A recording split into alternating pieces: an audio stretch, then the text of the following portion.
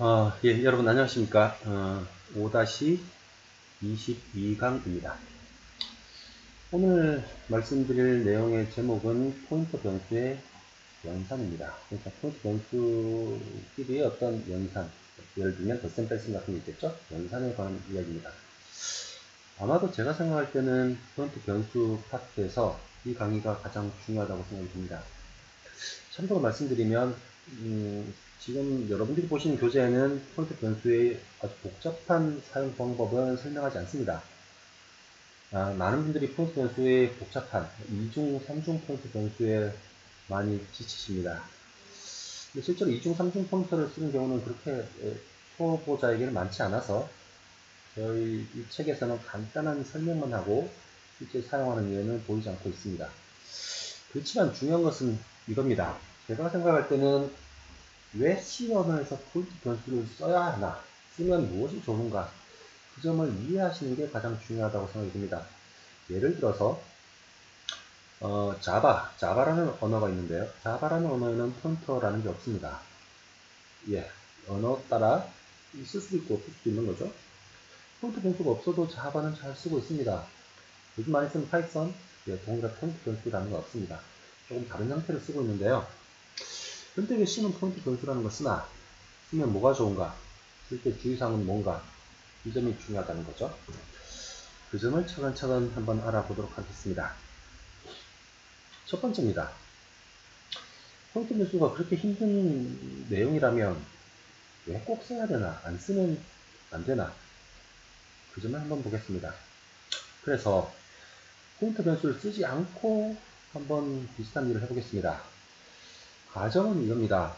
포인트 변수가 주소를 저장하는 변수라면 그럼 해당하는 주소를 일반 변수에 저장하면 되지 않을까? 예를 들면 32비트 머신, 지금 제가 쓰고 있는 컴퓨터에서 포인트 변수는 4바이트입니다. 아니면 또 인트형도 4바이트입니다. 그래서 어드레스라는 이름으로 정수 변수를 하나 만듭니다. 그리고 앞에서 보셨던 것처럼 i 주소가 가리키는 내용물에 100을 한번 넣어봅니다. i라는 변수에 100을 대입한 것과 같죠? 그리고 printf i 하면 100이 출력될 겁니다. 여기서 이렇게 한번 써보는 겁니다. i 주소값을 어드레스 담았습니다. 주소값이 됐죠? 이거 해당 주소가 가리키는 내용물에 200을 담아 보려고 합니다. 말이 되는 것 같죠? 말이 되는 것 같은데 이 부분에서 컴파일 시점에 에러 메시지가 나옵니다. 컴파일을 따라서 워닝이든 에러든 나올 수 있는데 보통 워닝 메시지가 납니다. 무슨 말이냐면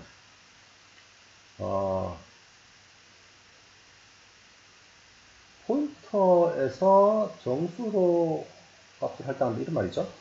이 말을 보건데 정수형 변수에는 포인터 값, 즉 주소 값을 담을 수 없다는 겁니다. 그리고 여기서는 반대입니다.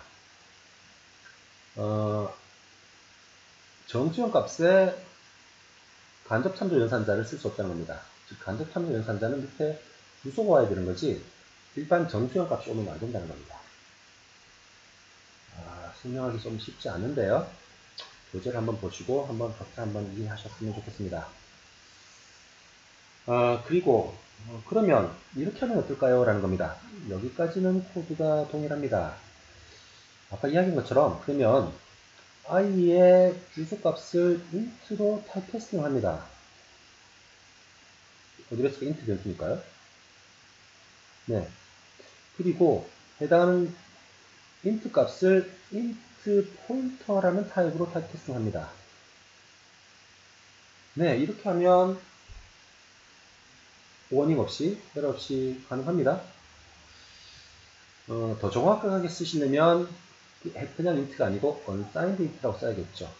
네. 근데 이렇게 하려니까 너무 복잡합니다. 그죠? 그래서 포인트 변수를 씁니다. 이 포인트 변수를 쓰는 이유는 또 다른 이유가 사실은 있습니다. 그 설명은 나중에 드리도록 하겠습니다. 포인트 변수의 필요한 점을 한번 보죠. 예전에 배열 변수를 보였습니다. 예를 들면 데이터 0의 주소를 데이터에 담으면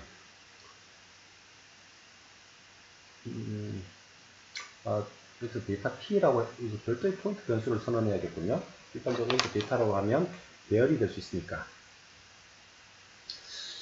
그렇게 되면 데이터 P라는 포인트 변수는 일단 포인트 변수를 먼저 선언해야 되는 겁니다. 예를 들면 int 포인터 데이터 P 이렇게 해요. 그러면 데이터 여기도 P가 들어가야 됩니다. 데이터 P에 더하기 한 번째의 내용물이라는 말은 이것과 동일한 표현입니다. 여기서 같다는 표현은 의미가 같다는 표현이고 연산자로서 같다는 의미가 아닙니다. 그래서 데이터 어레이의 첫 번째라는 말은 데이터 P가 가리키는 것 다음 번째의 내용물이라는 것과 똑같습니다. 이 이야기는 뒤에 샘플에서 한번 보도록 하겠습니다.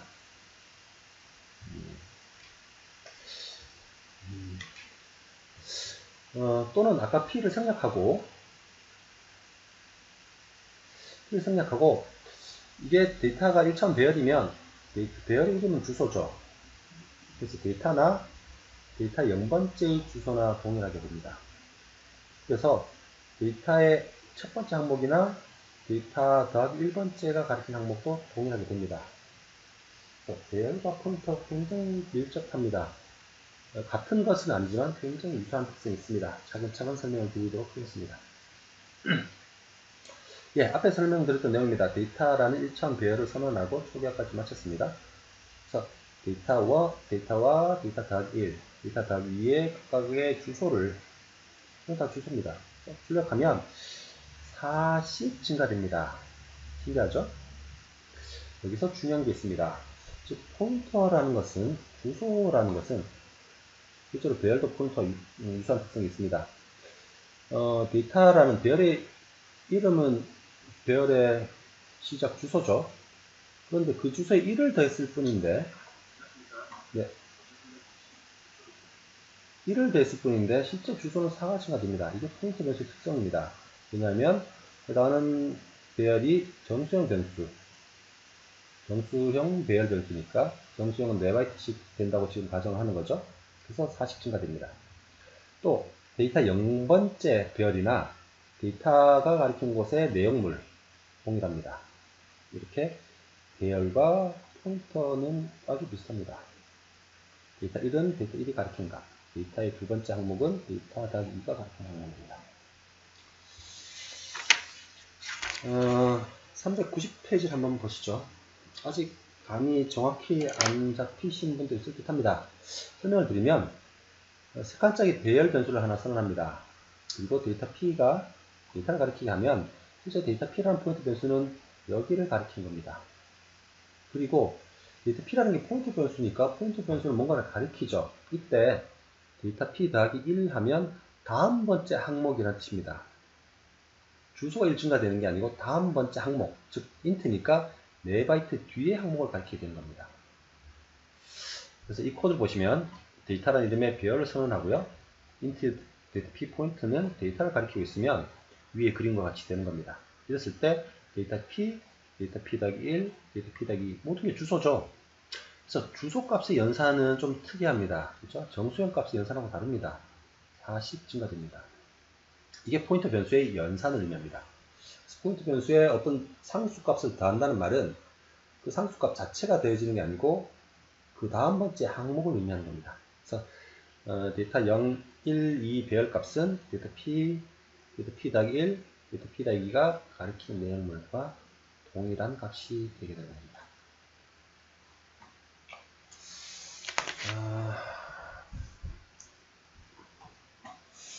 이제 구체적으로 포인트 변수 연산을 한번 보죠. 먼저 포인트 변수 사이에 덧셈을 한번 해보도록 하겠습니다. 예를 들면 데이터 1, 2라는 정수형 변수를 선언하고 데이터 1P는 데이터 1을 데이터 2P는 데이터 2를 가리키게 합니다. 그리고 포인터 변수끼리 덧셈을 해보았습니다. 그런데 컴파일 타임에 에러가 납니다. 즉 포인터 변수끼리의 덧셈은 허용되지 않습니다. 왜 그럴까요? 다시 한번 생각해보죠. 포인트 변수의 정의가 뭔가요? 포인트 변수는 주소값을 가집니다. 근데 두 주소값을 더한다는 의미가 논리적으로 성립하지 않습니다. 두 변수가 있고 각각을 가리키는 포인트 변수가 있는데 그 포인트 변수, 즉 데이터 1의 주소와 데이터 2의 주소를 더한다는 의미가 성립될 수가 없습니다. 그래서 포인트 변수 사이 덧셈은 허용되지 않습니다. 포인트 변수끼리는 더할 수 없습니다. 앞에서 보셨던 얘는 포인트 변수와 상수값을 더하는 거죠. 예, 포인트 변수와 상수값을 더하는 것은 가능하지만 포인트 변수끼리의 덧셈은 안 됩니다. 근데 포인트 변수 사이에 뺄셈은 가능합니다. 보시죠. 아까 말씀드렸듯이 데이터 4의 주소라고 하면 여기가 포인터를 의미합니다. 주소죠. 이 주소와 데이터 1번째 주소를 빼면 이게 뭐죠? 네 번째와 첫 번째 항목 사이에 있는 항목들의 개수입니다. 그래서 데이터 1번째는 여기고요. 데이터 4번째는 여기죠. 여기서 여기 주소를 빼면 4개의 항목이 3개의 항목이 나오는 겁니다. 그죠? 그래서 4 빼기 1인 셈이니까 3개의 항목이 나옵니다. 그래서 두 포인트 변수 차이의 개수는 항목의 개수다. 두 포인트 변수의 차이는 그 사이에 있는 항목들, 엘리먼트들의 개수다. 포인트 변수끼리의 뺄셈은 가능하다. 덧셈은 안 되지만 뺄셈은 가능하다라는 점입니다. 오늘은 제가 포인트 변수를 설명하느라고 좀 긴장을 했나 봅니다. 10분밖에 지나지 않았는데 목이 많이 타네요. 그리고 포인트 변수의 증감 연산도 가능합니다. 보시면 데이터 1차 배열을 선언하고요. 데이터 P가 현재 데이터를 가리키는 포인트 변수입니다. 인트 포인트 변수고요. 보시면 i는 0에서 1씩 증가시켜가면서 4까지죠. 그리고 데이터 P도 더합니다. 포인트 변수를 더한다는 말은 해당하는 엘리먼트를 다음 번째로 가겠다는 겁니다. 그래서 이렇게 보면 데이터의 i번째 값이나 데이터 P의 값이나 동일하다는 겁니다. 그래서 포인트 변수의 증감 연산은 가능합니다. 모든 것이 포인트 변수는 어떤 대상을 가리키는 거고 가리키는 항목의 개수, 위치가 중요한 거죠.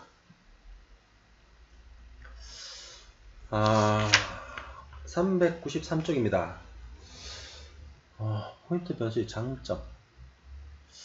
이때 장점을 쭉 설명을 해줬습니다. 그렇죠? 아직 포인트 변수를 사용해 보지 않은 상태라서 장점을 설명드리는 것은 지금은 의미가 없을 것 같습니다.